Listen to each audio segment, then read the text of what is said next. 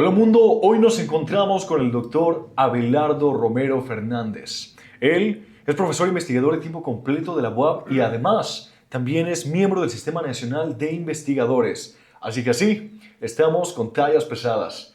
Además, el día de hoy estaremos hablando de una temática sumamente interesante y por supuesto es una especie de seguimiento al pasado episodio especial, sin embargo desde otra perspectiva, desde otro ángulo y una visión que nos va a refrescar. Hola doctor, ¿cómo está? Hola, José. Muy bien, muy bien. Qué gusto tenerte con nosotros y por supuesto vamos a darle con este episodio. Claro que sí. ¿Listísimos? Bien, el día de hoy vamos a estar hablando, llegamos a este punto de lo que era la guía, la educación y además su hermenéutica. Así que vámonos arrancando. Para empezar, quisiera hacerte una pequeña pregunta. ¿Quién es Abelardo? ¿Quién es el doctor Abelardo? Ah, bueno, Abelardo es básicamente el hijo de Abelardo y Ok. nieto de Abelardo. Entonces, y es un niño que creció entre Atempan y Hueyapan, básicamente. Es una persona que se identifica con la región de Teciutlán, de Puebla, ¿no? De la ciudad de Puebla. Es alguien que le gusta mucho como no estar solo en la misma situación como personal todo el tiempo, me refiero a que busca crecer todo el tiempo, tal vez, y es alguien que valora mucho como la historia, que tal vez tiene como, trata de estar mucho en el presente también, y creo que también es alguien que busca colaborar mucho con las demás personas, ¿no? Como para crecer y tomar lo mejor de ellos y también dar lo mejor de sí. Me suena que Abelardo es alguien que siempre ha tenido hambre y sed de conocimiento y por supuesto de aprovechar cada una de estas oportunidades e interacciones con el mundo. Y no solo eso, esto nos ayuda a conocer a la persona que existe detrás del título de doctor y de investigador, por supuesto. Ahora vámonos adentrando por aquí a tus obras, principalmente con esto que se relaciona con la guía, los idiomas y la educación. Por ejemplo, ¿por qué crees que no existe una definición universal de la inteligencia artificial? Bueno, creo que eso tiene que ver mucho con que es realmente algo nuevo y que cambia incluso horas o minutos, ¿no?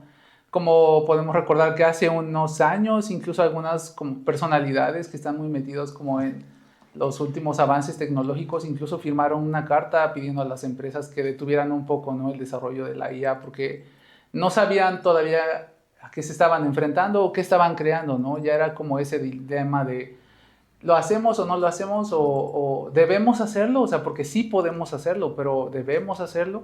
Básicamente es algo que está cambiando todos los días y que sí va a empezar como a crear un ambiente muy distinto para todos nosotros, el hecho Sí. de tener como el conocimiento ahí, pero realmente la IA no es como un conocimiento, o sea, el conocimiento lo generamos nosotros, solamente como que nos puede llegar como a engañar, ¿no? Entonces como que todavía no se sabe realmente qué es, solamente es algo que está integrándose a nuestras vidas de una manera muy rápida y que es imposible saber qué va a pasar con nosotros todavía, ¿no? Es muy pronto, de hecho.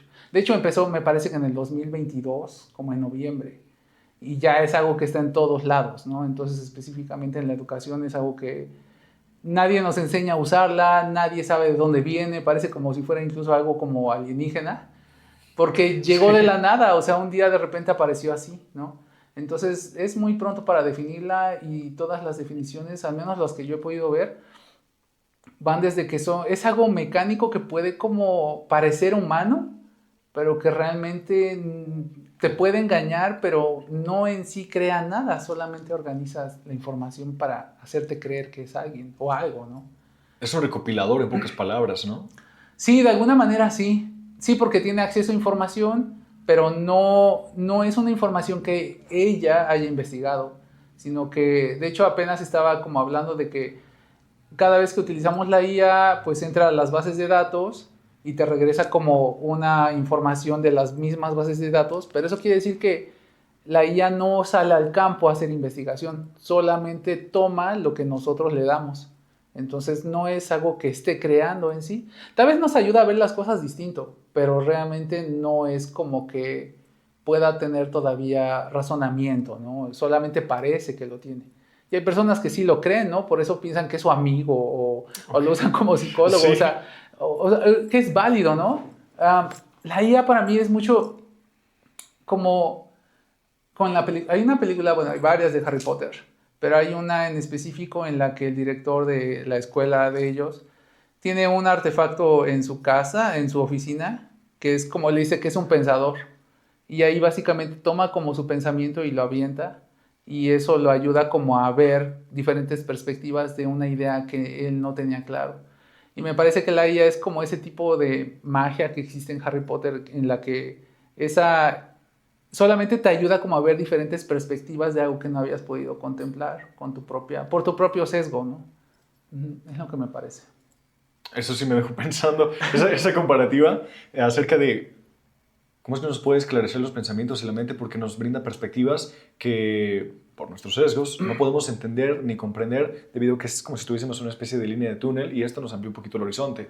Sí, de hecho, se dice que, por ejemplo, de muchas investigaciones que se hicieron anteriormente y los datos que se analizaron por medio de software y con, obviamente, personas, volvieron a cargar toda esa información o cargaron esa información, por ejemplo, a la IA o a ChatGPT o a cierto tipo de IA y volvió, después de analizarlo, sacó como variables que las personas no habían visto en ese momento, ¿no? Como que la información que tenemos puede ser vista de otra manera a partir de una computadora o un sistema que pueda analizar muchísimo más fuerte que solamente una persona o dos o un equipo de 5 investigadores, ¿no? Como que tiene toda la información en todo el momento y puede como captar algo que nosotros no vemos, que es muy fácil, ¿no? Porque es muy fácil perdernos en nuestros sesgos, ¿no? La investigación incluso, tú podrías llegar a cambiar algo porque no entra en tu concepción del mundo, entonces como que es muy difícil luego que lo aceptes, como que tienes que renunciar a lo que tú crees para poder avanzar y encontrar algo nuevo. Y con la IA nos ahorramos todo este tiempo, en pocas palabras. Sí, sí se puede hacer eso, ¿no? Aunque también hay que tener cuidado porque finalmente está programado. Sí. Y está programado por hombres blancos, ¿no? No son mujeres negras, ¿no? O afroamericanas, ¿no? Ni son hombres latinos, son hombres blancos que hablan, por ejemplo, no sé, inglés. Entonces el sesgo siempre, tal vez sigue siendo como hasta colonialista, ¿no? Porque podría ser de esa manera, ¿no? Creo que ni siquiera es un ganar-ganar, sino es un ganar y perder al mismo tiempo. Ajá. Pero ya que estamos hablando acerca de toda esta programación y por supuesto lo que influye dentro de la educación, ¿qué pasaría hipotéticamente si llegara a depender o si la educación llegara a depender casi por completo de sistemas inteligentes como la IA? Creo que obviamente nos puede ayudar a ser mejores, pero siempre hay que pensar que nosotros podemos, o hay un nicho para lo humano, ¿no? O sea, es algo que finalmente nosotros podríamos llegar a hacer algo que la IA no puede, pero solamente tiene que ayudarnos en lo necesario, ¿no? Por ejemplo, hace unos meses creo que hubo un estudio emitido por el MIT en el que decía literal que las personas que utilizan ChatGPT o cierta IA como que se vuelven más lerdos, así es como la palabra, ¿no? Como torpes, ¿no? Y creo que sí hay un riesgo, pero es más cómo lo utilices, ¿no? Ese estudio era muy interesante porque solamente fue con 50 personas o algo así y básicamente monitoreaban la actividad que había en el cerebro porque hicieron 3 grupos, ¿no? Un grupo era escribir un ensayo como para el ingreso que se llama SAT, no me acuerdo ahorita qué significa exactamente, pero es el tipo de ensayo o de prueba que utilizan para entrar a las universidades en Estados Unidos. Involucra áreas de lenguaje, de matemáticas, ¿no? Y unos pudieron utilizarlo, un grupo pudo utilizar el chat, otro pudo utilizar Google y otro solamente lo hicieron solos, ¿no? Como tradicionalmente. Y captaron que las personas que utilizaban el chat, bueno, en su cerebro había menos actividad, ¿no? Había menos como menos registro de actividad y conforme más lo usaban, ese registro iba bajando, ¿no? Los de Google como que se mantenían, ¿no? Y los que no utilizaban ninguna IA era muy interesante porque tenían más actividad en su cerebro, ¿no? Según lo que estaban registrando.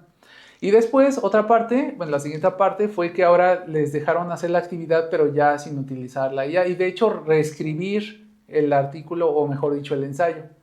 Y resulta que las personas que utilizaron IA no pudieron hacerlo, no pudieron recrear lo que acababan de describir, porque aparentemente no asimilaron realmente lo que estaba haciendo. Como que simplemente después de un tiempo empezó a ser tan cómodo que empezaron solamente a copiar y pegar, copiar y pegar. Y lo de Google también como que es diferente porque involucra buscar información, analizarla, acomodarla, sintetizarla, o sea, es como otro uso de la tecnología, ¿no? Pero los que lo hicieron sin ningún tipo de ayuda, pues son los que incluso pudieron recrear y mejorar sus ensayos. Entonces, creo que no sé hasta qué punto podremos llegar a que haga todo, pero sí a poner un límite, ¿no? Porque hay cosas que no puede hacer realmente. Y de hecho hay países que tienen su ENIA, que dicen como es una política básica, una estrategia nacional de inteligencia artificial. Y muchas universidades como de primer mundo ya están como incorporando eso, ¿no? Eso es algo que es muy necesario que los estudiantes tengan para que puedan como básicamente saber hasta dónde y qué sí les puede como ayudar, ¿no? Pero también otra cosa que decía el estudio era que el hecho de que un cerebro registre tal vez menos actividad no quiere decir que necesariamente que sea algo malo, sino que simplemente te ayuda como a que, como bien lo dijiste, ¿no? Como a ahorrar tiempo en ciertas cosas, pero no debes caer como en la comodidad de creer todo lo que te dicen, ¿no? Tal vez te pueda ayudar, porque finalmente todo lo que tenemos nos ayuda mucho, ¿no? Como los automóviles, por ejemplo, para ir a un lugar y a otro. No es que sea algo necesariamente malo, pero no vas a ir al Oxxo que está a la esquina de tu casa a ir a comprar en un carro, o sea, tienes que, o sea, como sí, que ciertas cosas que sí las puedes usar y otras que no, ¿no? Creo que eso es lo que tendríamos que empezar como a pensar. Es como si los sistemas pues inteligentes anestesiaran de cierta forma nuestro pensamiento crítico, nuestra manera de procesar la información y hasta de reinterpretarla y poder manifestarla a través de la escritura, ¿no? De hecho, sí, ese estudio también refería a algo así ahorita que lo mencionas. Una característica de los trabajos es que los de IA eran muy parecidos y los otros eran muy personales, como que tenía mucha originalidad. Pero el otro, los que utilizaban la IA, como que eran iguales. Entonces lo despersonalizas o lo deshumanizas. Y es algo como lo que mencionabas, ¿no? Como que ya no eres tú. Incluso se llega a hablar como de un outsourcing cognitivo. O sea, como de, ya contrato a alguien para que piense por mí, ¿no? Sí. Entonces ya yo no me tengo que preocupar de eso, ¿no? Y por ejemplo, ahorita en un estudio que estábamos haciendo, muchos estudiantes, o bueno, no muchos, pero era significativo que en los grupos focales que hicimos, unos estudiantes mencionaban así tal cual, las materias tal, el ejercicio es muy repetitivo, no me voy a molestar en hacerlo porque se lo doy a la IA porque es una actividad mecánica. No me reta realmente a hacer algo importante y estoy dispuesto a no aprender eso. También decían eso, o sea, no lo voy a aprender porque eso lo puede hacer la IA. Entonces, ¿y cree que la educación podría transformar, bueno, más bien la IA podría transformar a la educación en algo extraño, en algo controversial, al liberar a los estudiantes de tareas repetitivas? ¿Sería benéfico o en qué nos convierte? Pues creo que es una oportunidad de liberarnos precisamente de como pedagogías como atrasadas, ¿no? Como muy mecánicas. Realmente no lo veo necesariamente como algo malo, ¿no? Lo que sí veo es que nos puede como crear una simulación de que estamos aprendiendo, ¿no? Y entonces como que podríamos pensar que sabemos algo, pero como que no lo dominamos, solamente como que es un aprendizaje como muy superficial para pasar, por ejemplo, un examen, ¿no? Como que realmente tienes más que hacerlo. De hecho, ahorita como una tendencia es más como a simplemente hablar con el estudiante, o sea, verificar qué es lo que sabe o verificar el proceso que está haciendo, ¿no? Incluso, como ya todo se hace muy bien, por la IA de alguna manera, ¿no? Sí, porque también hay que aprender cómo utilizarla, ¿no? Sí. Por medio de los prompts. Como que no hay como que, o sea, finalmente se va a hacer, pero tenemos que tener como evidencias de las fallas que tuviste para llegar a ese aprendizaje. Porque finalmente aprender cometer errores te lleva como a aprender. Y eso es como que lo que sí podríamos hacer. Por ejemplo, para los docentes podría liberarlos como de las mismas formas de enseñar, ¿no? Por ejemplo, personalmente yo siento que he mejorado muchas cosas de mis clases a partir de consultar ciertas cosas, ¿no? Y de que me da ciertas ideas y no obviamente las tomo como me las da tal cual, sino que sí las analizo y digo, esto puede funcionar para estos estudiantes y esto no. Y creo que es una oportunidad más como para avanzar. Y es lo mismo que pasaba según con las calculadoras. O sea, las calculadoras no se querían meter no se dejaba a los niños que las utilizaran porque les iba a estropear ciertas habilidades. Pero al final de cuentas hay que como enseñarles cómo se puede utilizar de una manera como más constructiva o que sí sea significativa, ¿no? Sería como muy tonto negar eso, ¿no? Que esto va a suceder. Porque otra cosa es que, por ejemplo, también entrevisté a unos maestros y ni siquiera sabían cómo llegó la IA a su salón. Solamente se dieron cuenta que de repente unos estudiantes que no eran tan buenos en cierta cosa, en la otra clase era así como, wow, ¿cómo pasó? Y no tenían explicación, ¿no? Entonces, más allá de castigar eso, hay que reconocer tal vez que no lo sé y como verlo como una oportunidad para empezar como a desarrollar nuevas formas de pensar la educación. Ok, es liberador, entonces es constructivo y se le adjudica o le podemos adjudicar a aspectos positivos si se sabe utilizar de manera adecuada. Pero ¿qué sucede entonces cuando lo estamos trasladando a lo que es el aprendizaje de lenguas extranjeras? Que por cierto es uno de sus fuertes. Por ejemplo, podría decirse que la IA nos da la ilusión también de hablar un idioma o de aprenderlo o de comprenderlo, más bien de hablarlo y de aprenderlo sin haberlo vivido realmente. Pues lo que yo he podido verificar a partir de como ciertas, bueno, experiencias y como de algunos estudios que hemos estado haciendo, como unos grupos focales y entrevistas, Okay. pues más los estudiantes saben que no saben, o sea, ellos saben y saben lo que sí saben. Entonces, muchas veces ellos lo único que hacen con la IA es responder como a un sistema pedagógico, ¿no? Es decir, si me va a pedir esto, lo voy a hacer y lo voy a memorizar y después se me olvida, ¿no? Y existe como de alguna manera un tipo así de aprendizaje superficial y muy pragmático, ¿no? Porque me sirve solamente para cumplir con lo que pide la rúbrica o cumplir con lo que debe decir el examen. Estas palabras me las debo saber, pero realmente no está creando como un aprendizaje real, ¿no? O profundo, ¿no? Eso se hace a partir de fallar. Y yo también, por ejemplo, entiendo que los estudiantes, bueno, en este caso, mi experiencia es que están muy condicionados a que deben ser perfectos y no tienen tiempo de fallar e incluso lo manejan algunos autores, ¿no? Como de, no tengo tiempo para aprender porque tengo que estudiar, ¿no? Para mis exámenes. Entonces realmente es lo más importante solamente acreditar la materia, no reprobar. Es algo como muy contradictorio, pero es como tiene que ser muy eficiente todo el tiempo, ¿no?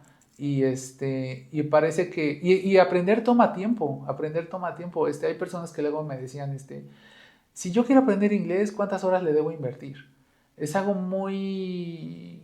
imposible de decir, o sea, es cuánto tiempo quieres tú o qué tanto interés tienes, ¿no? O sea, realmente cualquier oportunidad de aprender inglés o algún idioma es como muy buena, pero no lo estás midiendo en tiempo, sino en lo que vas haciendo poco a poco, ¿no? Las palabras, cómo lo vas dominando, lo vas viviendo, ¿no? Incluso cómo el idioma te va como absorbiendo, porque por ejemplo a partir de cómo tú aprendes el idioma empiezas a ver las cosas diferente, ¿no? A mí me pasó mucho eso, ¿no? Era como muy padre ver que el mundo existe de otra manera, que no es como solamente, por ejemplo, mi idioma, el español. Bueno, mi idioma me muestra cómo es, ¿no? Y que incluso es muy padre nombrar las cosas con otros fonemas, ¿no? Es como, no solamente existe una realidad, sino que puedo nombrarlo de diferentes formas y puedo conectarme con otras personas muy distintas, ¿no? Eso me pasó mucho, por ejemplo, más recientemente con las asistentes de inglés que tuvimos en la escuela, en el complejo, como parte de un programa que se llama Fulbright. Okay. Y el hecho de aprender algo era como, bueno, como un idioma, era como, o sea, puedo conectar con esa persona en su idioma y era como chistes, bromas o comentarios sarcásticos que solamente en ese idioma como que funcionan. pero en español no funcionan y no podía yo reírme de nada, con nadie de eso, pero con esas personas sí, incluso las groserías. Yo nunca, por ejemplo, nunca había sentido lo que era que te dijeran, y no sé, una palabra como la F-word en inglés, como fuck you, así tal cual. Porque aquí lo dicen jugando, ¿no? Y como que te ríes. Pero cuando esta persona dijo fuck you así fuerte, fue como que realmente sentí como una ofensa. O sea, eso fue muy curioso. Nunca había sentido eso. Pero bueno, creo que eso es lo que quería comentar, ¿no? Que el idioma finalmente... O sea, no puedes acceder a eso con chat, ¿no? O sea, finalmente tienes que vivirlo y ser más como consciente de que estás simplemente respondiendo a un examen o pasando cierta certificación, pero no te apropias del idioma. Sí, no puede enseñarnos, al parecer, lo que es la empatía cultural, podremos decirlo, Ajá. sino que nada más se basa como en estructuras, pues palabras y estructuras, en pocas palabras. Ajá, sí, exactamente, sí. Como precisamente lo que es chat, o sea, realmente te puede explicar y todo, pero no lo sabe utilizar ni nada, ¿no? Algo muy curioso que le pasó a esta señorita que estaba dando unos talleres en inglés a unas personas eran estudiantes de enfermería. Me acuerdo muy bien porque ella se quedó muy impresionada. Dice que era algo del día de San Valentín, tenían que ser una carta, algo cultural, ¿no? Y sus estudiantes le dijeron, ¿para quién escribimos la carta? Y ella dijo, a quien sea, no me importa. Y ellos se sintieron así, pues si no le importa, entonces ¿para qué lo hacemos, no? Y ella así como que, pues ya, o sea, no se dio cuenta, pero los estudiantes me dijeron, es que me dijo que no le importa y ya sentimos feo, nos sentimos muy como, bueno, muy, como, no ignorados, pero básicamente se sintieron, ¿no? Y le expliqué a ella y dijo, pero ¿qué dije algo malo? O sea, ¿cómo dije algo malo? Digo, es que hay una diferencia entre decir no me importa y decir no importa en español. O sea, como que al menos a esas personas el hecho de que les dijera a su respuesta, a su pregunta fuera no me importa, escríbanla, a decir no importa, escríbanla, es como no importa para quién es, solamente háganlo, pero el decir no me importa como que fue algo que les pegó mucho, ¿no? Y ella no entendía eso, ¿no? Incluso decir las groserías tal vez era como que hasta se ríe, ¿no? Cuando las dice de una manera, pero como que no llega a expresar realmente lo que quiere decir en español, ¿no? Sí, supongo que no consigue como dimensionar por lo mismo de nuestro contexto o la manera en la que estamos nosotros interpretando ese tipo de... Porque interpretamos, básicamente expresamos emociones a través de ciertas groserías o insultos. Y lo mismo sucede al revés, ¿no? Ajá, sí, exactamente. Me parece algo bien curioso esto de chistes que sí se pueden comprender y hasta ser graciosos en otro idioma, por ejemplo inglés, Ajá. pero en español no. ¿Tendrás por ahí algún ejemplo que nos puedas compartir? Pues en este momento, es que no lo tengo así tal cual ahorita. Tal vez si sigo pensándolo un poco, Ok. pueda llegar a uno. Pero sí, sí hay cosas que luego sí funcionaban, ¿no? O como en este momento no lo recuerdo. Sí, tal vez un poco más adelante lo recuerdo. Va que va. Decir, ajá. Lo dejamos pendiente. Sí.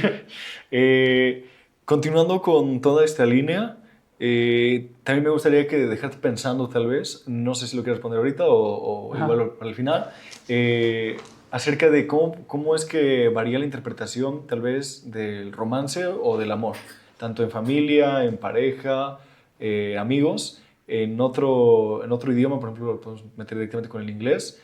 Y aquí en lo que es Latinoamérica, México, el español.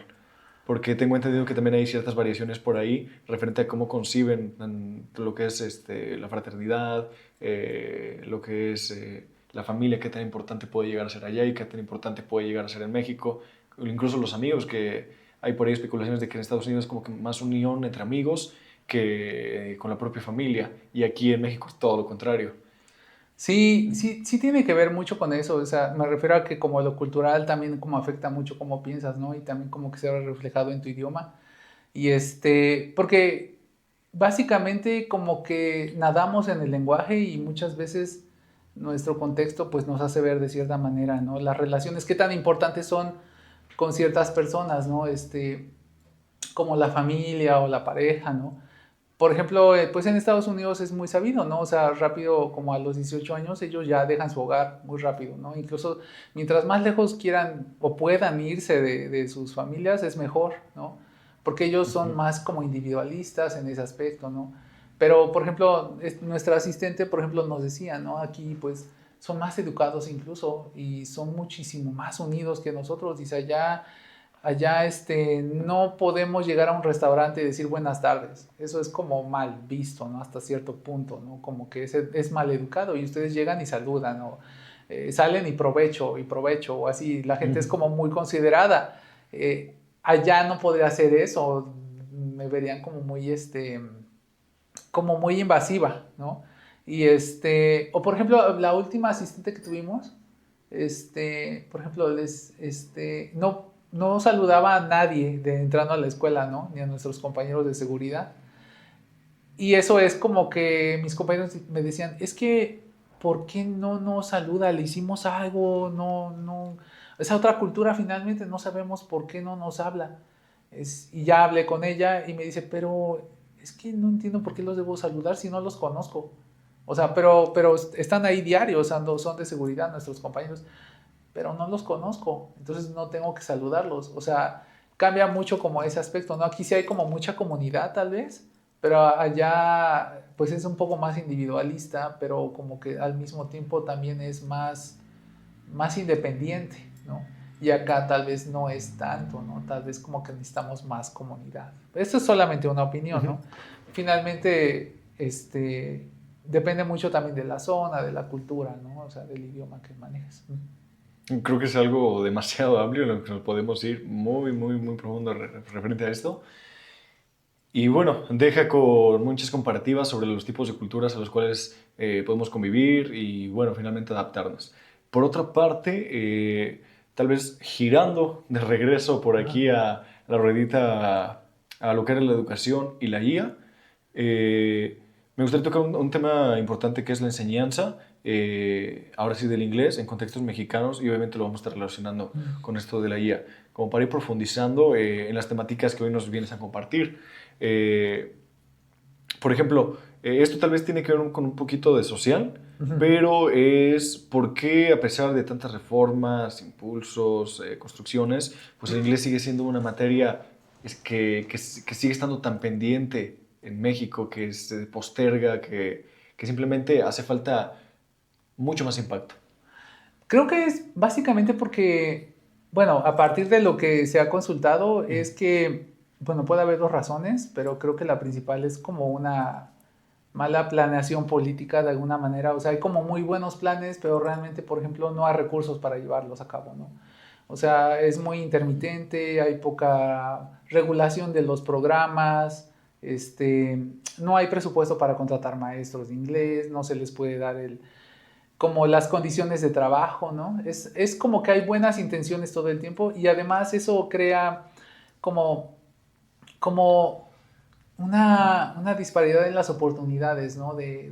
Como de acceder como a cierto tipo de educación, ¿no? O sea, por ejemplo, por lo general, los programas de inglés en las escuelas públicas, desde las primarias o las secundarias, pues está más presente como en las ciudades más grandes, ¿no? Pero los estados que tienen un poco más de recursos más limitados, pues ellos realmente no tienen, por ejemplo, recursos para invertir en eso. Preferirían invertir tal vez en maestros como pues matemáticas, español, ¿no? Pero el inglés es como algo que tal vez ni siquiera pareciera tan relevante, ¿no? Y tal vez, otra cuestión también podría ser que también tal vez hay de alguna manera hasta cierto resentimiento también hacia ese idioma, ¿no? O sea, por la relación que tenemos, ¿no? Con ellos, que realmente pues el norte siempre ha tratado como de oprimir de alguna manera, ¿no? Por ejemplo, ahorita también lo que está pasando en Estados Unidos con las redadas y todo eso, y tal vez finalmente es un idioma colonialista, ¿no? O colonizador, sí. Entonces también puede ser eso, ¿no? También un rechazo a eso. Y hay otro país que también le pasa lo mismo. Por ejemplo, también yo no sé por qué, y eso es también hasta un cliché, es España. O sea, España está bajito ahí de Inglaterra, pero los españoles simplemente no se les da el inglés, ¿no? Tampoco lo hablan, tampoco, por más que lo tengan ahí, no es algo que les interese, no sé. Tal vez, no sé si sea incluso algo de un nacionalismo, ¿no? Pero realmente creo que, bueno, por un lado es como algo político, una planeación no tan buena, presupuestal, y también como muy irregular y como que está ahí un plan, pero es solamente un plan, hay que ejecutarlo, pero no hay esos recursos.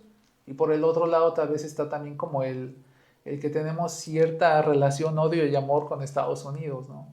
Eso también podría ser.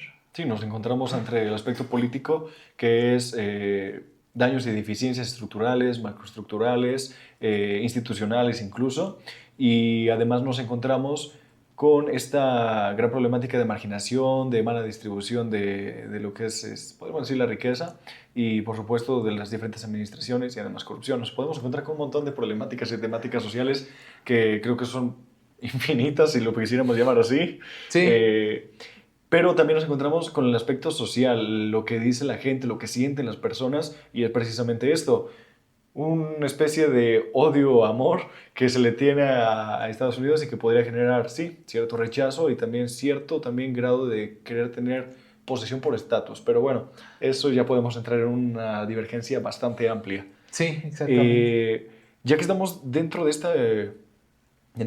ese último punto, eh, ¿podría entonces la inteligencia artificial, cualquiera que fuese, ser un puente para conectar lo que es el aprendizaje de un idioma extranjero, en este caso el inglés, o simplemente va a reforzar las brechas, enormes brechas, que ya existen? Creo que es la primera, o sea, pero creo que las primeras, bueno, las personas deben como tener como el interés realmente como de querer dominar ese idioma, porque también algo que hemos encontrado en los grupos focales en la investigación que estamos realizando actualmente es que aparentemente los estudiantes que tienen mayor nivel de dominio de la lengua como que saben utilizar ChatGPT como de una manera más autorregulada para al mismo tiempo para como resolver dudas que tienen respecto al idioma, como que ya son más críticos respecto a lo que quieren Ok, saber.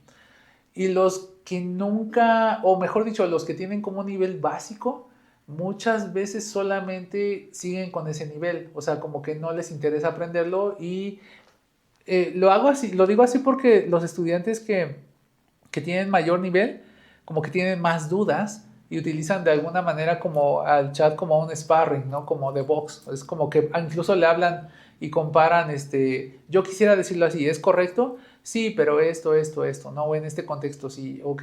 Entonces incluso pueden hablar con él o, bueno, con la IA y como que tienen un uso más crítico incluso luego le pueden llegar a decir al chat, eso que me estás diciendo no es así, o porque yo lo sé, ¿no? Pero los otros estudiantes solamente lo toman y lo copian. Pero no es culpa de ellos en sí, solamente están como, pues reaccionando como a un estímulo, ¿no? O sea, realmente solamente me piden esto y es lo que voy a hacer en el examen, ¿no? Pero otros estudiantes sí pueden como tener como una versión más amplia de chat, ¿no? Porque, por ejemplo, ChatGPT, ¿no? O de la IA. sí, pero lo están reproduciendo sin ningún tipo de guía, sin ningún tipo de lineamientos, y es ahí la gran dificultad, ¿no? Algo muy curioso que encontramos, porque una de las preguntas también era cómo llegaste tú a utilizar chat o GPT, porque era específicamente, ¿no? Ok, Eso. Era, muchos de ellos, bueno, de hecho, ninguno refirió la escuela, o sea, ningún maestro me ha dejado utilizarla y de hecho me lo prohíben. Entonces, ¿cómo llegaste a ella? Son estudiantes de, no sé, 20 años y decían, pues me enseñó mi hermano que está en la secundaria, ¿no? ¿Por qué? ¿Cómo? Pues yo esta vez muy estresada, tenía este examen y tengo que hacer esto y mi hermano me dice, y pídeselo al chat y dice, ¿qué es el chat? Pues es esto y ya le empecé a explicar. Ahí le preguntas si te va a decir todo lo que quieras. Sí, entonces, pues sí, o sea, estamos como en este momento en el que no es como tan claro qué es la IA, ¿no? Entonces es como, como en las escenas, ¿no? Que se ven luego también en el cine, ¿no? De cuando las personas veían por primera vez una proyección, ¿no? De un tren que venía, porque es lo primero que se grababa, como paisajes o cosas que se movían, y y la gente rápido como que pensaba que se le venía el tren encima, ¿no? Y tal vez era como, pues el miedo a lo nuevo, ¿no? Total, o sea, es algo como que no podrían comprenderlo, ¿no? Es como, que es que sí, o sea, de hecho los estudiantes también lo dicen, ¿no? Es como que da miedo, ¿no? Porque la primera vez que le haces una pregunta y te responde y parece que estás hablando con alguien y además sabe todo y te ayuda y es como muy, como si fuera como una ouija, ¿no? Parecía de sí. alguna manera. Y yo, por ejemplo, luego sí pensé, mi madre no ha utilizado así tal cual la IA, o sea, como para hablar con ella, ¿no? Solamente tal vez podría hacer una pregunta y como que piensa que como que, bueno, es un sistema de información, ¿no? Pero realmente si ella la personalizara y viera que le dice por su nombre y le empieza como a hacer sugerencias y veo que te gusta esto, se espantaría mucho, ¿no? Es algo como muy, como normal hasta cierto punto, ¿no? Y por eso creo que no podemos como definir realmente qué es la IA, ¿no? O sea, todavía es la primera pregunta que me hacías, ¿no? Que, ¿por qué no se puede? Porque pues es algo como muy nuevo, ¿no? De hecho, me recuerda mucho como a unos trabajadores que en los años, al principio del siglo XIX, destruían las máquinas porque les tenían miedo, ¿no? Era el ludismo, si no me recuerdo, ludistas. Y las destruían porque decían, no tanto porque, bueno, sí tenían miedo, pero era más como porque me va a quitar el trabajo, ¿no? Entonces ahí como que parece que estamos en esa etapa como de que la destruimos o la integramos, pero realmente sí nos puede hacer la vida más fácil si sabemos cómo utilizarla. De hecho hay muchos autores que también dicen, por ejemplo, que tal vez ya podríamos incluso pensar en dejar de trabajar, ¿no? Porque la IA haría eso, ¿no? El trabajo. Pero obviamente estamos más, o sea, todavía estamos como empezando como en el COVID, cuando nadie sabía qué era y todo daba miedo, a las enfermeras les aventaban cloro, porque no, o sea, era como algo de terror, ¿no? Entonces estamos en esa etapa en la que no sabemos qué va a pasar con nosotros después de que la integremos, ¿no? Me da la impresión de que la IA pues le está quitando la chamba y el trabajo a lo que es los demonios y los fantasmas. Sí, sí puede ser así, o sea, sí sonaría así, ¿no? Con lo de la Ouija, ¿no? Y bueno, también es un riesgo, ¿no? O muchos han sentido este riesgo de que su propio trabajo se llegue a automatizar y los desplace por completo, aunque también hay quienes defienden de que, por ejemplo, por el lado del arte, pues un artista es un artista y hay cosas que va a plasmar que una inteligencia artificial nunca va a poder. Y lo mismo por el lado de los psicólogos y todos diseñadores y todas las personas que pues están viendo afectadas por esto. Aún así, nos falta muchísimo para llegar a este concepto en donde no lo veamos como algo que nos desplaza, sino como algo que sustituye benéficamente, pero que nos permite controlar y al mismo tiempo conservar nuestro empleo de cierta manera, pero que lo haga por nosotros. Y pues bueno, sería una especie de utopía muy lejana, esperando poder llegar a eso. Pero claro, recordemos, estamos en el sistema capitalista, yo lo veo muy difícil. Ajá, sí, de alguna manera sí necesita que consumir, ¿no? Exactamente, esa felicidad, esa falsa felicidad, no creo que nos llegue nunca, pero... O solamente para ciertas clases, ¿no? En todo sí, caso. más ¿no? seguro, es muy, Sí. muy probable. Ajá. Pero ya que estamos entonces relajándonos un poquito por aquí, Ok. ya que estamos, pues tratamos de hacer una recopilación de todo este amplio concepto que se tiene acerca de la IA relacionado con el aprendizaje de idiomas extranjeros y además una conversación sumamente amena de las cuales más me han gustado porque pues no hubo como ningún tipo de, más que nuestros detalles técnicos como siempre, pero no hubo ningún tipo de problemática a la hora de querer enlazar, desarrollar y la verdad es que fue algo bastante ameno poder empatizar de esa forma. Estamos entonces llegando por aquí al final de este episodio y me gustaría entonces hacer la pregunta de oro, que es, ¿qué es alguna canción, película o libro nos pudieras recomendar con base a la temática que el día de hoy nos has estado compartiendo? Ok. ¿Alguna canción? Libro o película. Libro, película. Y hasta poema. Pues de hecho, o sea, tal vez un libro que es muy, muy bueno, que es de Harari, ay, bueno, hay uno que se llama 21 lecciones bueno, algunas lecciones para el siglo XXI, si no me recuerdo, perdón, no sé, ahorita sí, el nombre no me sabía esa, perdón, Es una sorpresa. Sí, de hecho sí, todavía me quedé pensando en lo de la hermenéutica que iba a ser, lo del idioma, que si te define o algo así. Pero básicamente los libros de él son como muy buenos, es Noah Harari. Y son los libros que me han ayudado, ¿no? Sobre todo el de Sapiens, ¿no? Okay. El de Sapiens de Animales a Dioses. Creo que ese me ha ayudado mucho como a entender que realmente como que tenemos que tener como renunciar al ego, ¿no? Tal vez como pensar que realmente no es como que seamos tan importantes y como para integrar. Y de hecho creo que la IA como que te enseña que no eres realmente tan importante para hacer algo. O sea, como que después de un tiempo, pues una computadora de ciertos patrones puede ver ciertos patrones y te puede reemplazar, ¿no? De hecho, incluso se plantean ahí qué es la vida, ¿no? O sea, porque al final de cuentas, cuando hablas de una persona y que, por ejemplo, dicen, no, pues qué le gusta o qué hace, qué estilo de hablar tiene y todo, un bot o un algoritmo puede copiar eso y simplemente puede seguir como funcionando como si fueras tú, ¿no? Como si fuera tu conciencia de alguna manera, como que reproduce todos tus patrones, ¿no? Y ese libro me ayudó mucho como a pensar en diferentes formas, por ejemplo, como a tener apertura a eso, ¿no? Por ejemplo, él comenta que para la mayoría de las personas la muerte es algo como, bueno, como una concepción, algo que va a pasar, ¿no? Es inevitable, ¿no? Pero, por ejemplo, en el pensamiento científico, la muerte es solamente algo que le pasa a un sistema, que es el cuerpo, que falla, en algún momento falla. Y como es un sistema, debe haber una solución, solamente que no tenemos todavía la solución para que ese sistema funcione. Por ejemplo, tú ahorita mencionabas lo de la cámara, ¿no? Que tal vez se apaga. Ujú. Y eso es como que muere, ¿no? Pero como que en algún momento lo van a optimizar. Y entonces también para nosotros, para nuestro cuerpo de alguna manera, los científicos lo ven así, o sea, es algo que no hemos podido resolver. La muerte no es algo inevitable, es algo que no hemos podido detener, pero estamos trabajando sobre eso. Y Ok. tomando eso en cuenta es mucho como, pues, que extiendes, ¿no? Tu periodo de vida, ¿no? Y además vida, pues una vida que quieres vivir, o sea, no una vida con medicamentos, ¿no? Ujú. Una calidad de vida buena. Entonces, se plantea que sí, obviamente puedes llegar a morir, pero no tal vez como de edad. Obviamente tal vez por un accidente, pues sí, ¿no? Pero realmente no que la vejez sea algo inevitable, es simplemente algo que la máquina todavía, el sistema en el que tenemos o en el que vivimos, no podemos todavía, no lo podemos detener. Pero eso me gustó mucho porque realmente es como ellos científicamente pues no lo ven como algo imposible, solamente que no hemos encontrado cómo se hace, ¿no? Eso me gusta mucho, ¿no? Y entonces, por ejemplo, ahorita la IA no es que sea algo malo, simplemente como que todavía no sé cómo integrarla.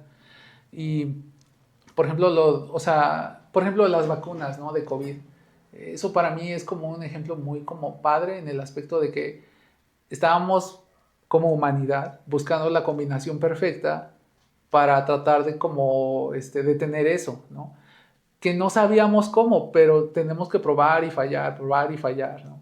Y entonces solamente es como encontrar el elemento que hace que funcione, ¿no? Entonces eso creo que funciona y lo hacemos a partir de la humanidad, ¿no? O sea, como, por ejemplo, esa idea para mí fue muy importante. O sea, detener la muerte no es algo imposible, solamente todavía no lo podemos hacer. En términos filosóficos, esto me hace pensar que somos perecederos o reconocer que en realidad somos perecederos, no somos entidades precisamente tan importantes como quisiéramos pretender serlo y probablemente esto sea una especie de daño al ego del cual deberíamos precisamente deshacernos. Sí, como que luego la gente piensa que todo el mundo gira a su alrededor, de Ujú. literal, o sea, sí literal. Y me ha ayudado mucho también a pensar como eso precisamente, o incluso había otro libro que me gustó Ujú. mucho y me ayudó mucho a pensar en eso, era Don't Give a Fuck, así como no des un carajo por nada, y era como no eres especial, el libro empieza diciendo, tú no eres especial, o sea, ni creas que mereces algo porque eres tú, tienes que ubicarte, ¿no? Tienes que trabajar por ello, y hacer sacrificios, ¿no? Y ni siquiera el objetivo de la vida es la felicidad, o sea, porque nadie puede vivir feliz todo el tiempo, ¿no? También lo comenta. Por ejemplo, hacían un ejercicio, ¿no? Si alguien, por ejemplo, le preguntaban, ¿ganaste la lotería? Y decían, no, pues estoy súper, una escala, ¿no? Del 0 al 10, pues estoy súper feliz, y murió tu madre, pues estoy muy triste. Pero pasaba una semana o dos y el que ganó la lotería, ¿cómo te sientes? No, pues estoy como normal, o sea, murió tu madre y después de unos días pues estoy normal, o sea, como que no es como estar todo el tiempo en subidas y bajadas, sino como encontrar un equilibrio, ¿no? Como que no llegar como a pensar que la vida es toda emoción, ¿no? Realmente como que tiene que haber mucho equilibrio y tú no eres realmente, pues, el hecho de que tú estés o no estés no cambia nada muchas veces, ¿no? Creo que eso me ayudó a ubicar mucho como el pensamiento que que muchas personas deberíamos tener, incluso con la IA, porque una IA te puede reemplazar hasta cierto punto, ¿no? Sí. Sí. Pero el mundo va a seguir girando, va a continuar su curso, estemos o no estemos, porque al parecer el impacto que queremos dejar no es tanto como el que quisiéramos, y probablemente todo esté gran parte dentro de nuestra mente, de nuestra cabeza, de nuestra pequeña percepción y enorme sesgo. O como lo mencionaba el absurdismo, a veces, bueno, más bien, el único sentido de la vida es que no tiene sentido y que uno mismo debe encontrarlo de alguna forma u otra. Exactamente. Pero bueno, después de esta última reflexión tan filosófica, pues vamos entonces llegando por aquí al final.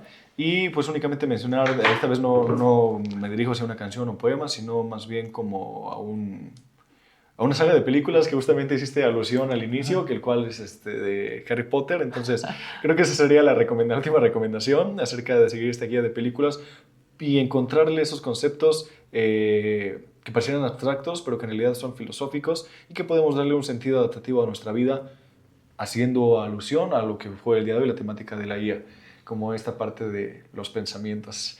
Y bueno, muchísimas cosas que estuvimos tocando fuera de cámara, como era la parte del reloj del tiempo, sobre una conversación amena y una que no, y cómo es que transcurría. Sí. Finalmente, pues ahora sí hemos llegado al final de este episodio y no tengo más palabras que agradecerte por una conversación tan amena, en realidad, de las mejores y más humanas que he tenido. Lo cual hace mucha alusión a esto del cómo es la inteligencia artificial en el ámbito de formalizar y parecer, pues, como general tal vez, y cómo puede ser una conversación con una entidad real, con una personalidad única. Entonces, creo que estuvo no solamente la explicación, sino también ejemplificado en tu personalidad esta gran brecha que se puede apreciar. Así que muchas gracias por esta conversación. Muchas gracias a ti. Y por supuesto por haber estado con nosotros. Muchas gracias, de verdad les agradezco mucho. Perfecto. Pues bueno, gente, estamos ahora sí despidiéndonos. No olviden seguirnos por ahí en redes sociales. Estamos como Cognitivo. Y ya saben, nos estamos viendo en un próximo episodio. Hasta pronto.